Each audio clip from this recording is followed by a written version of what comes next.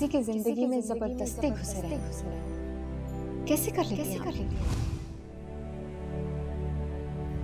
Daniel आपको धुतकारते हैं, आप फिर भी उनका पीछा नहीं छोड़ते। मैं निकाह करी दानियल से, फसी से तलाक लेने के बाद।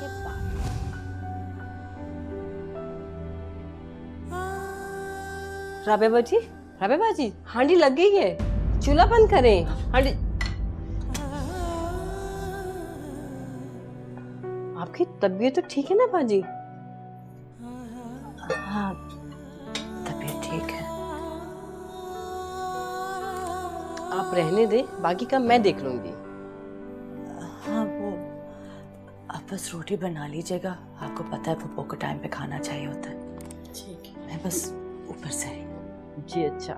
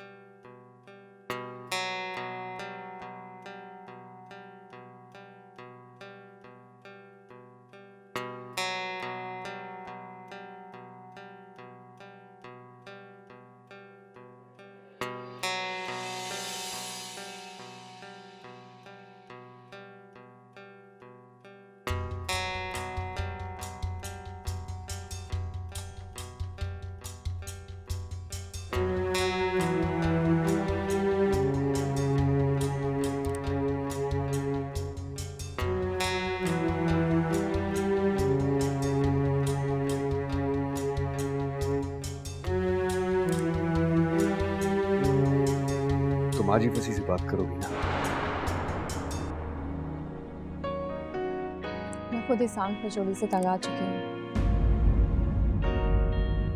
जानती हो, सारी रात मैं अंगारों पे लौटता हूँ ये सोच के कि तुम फसी के साथ होगी और आप राबिया के साथ।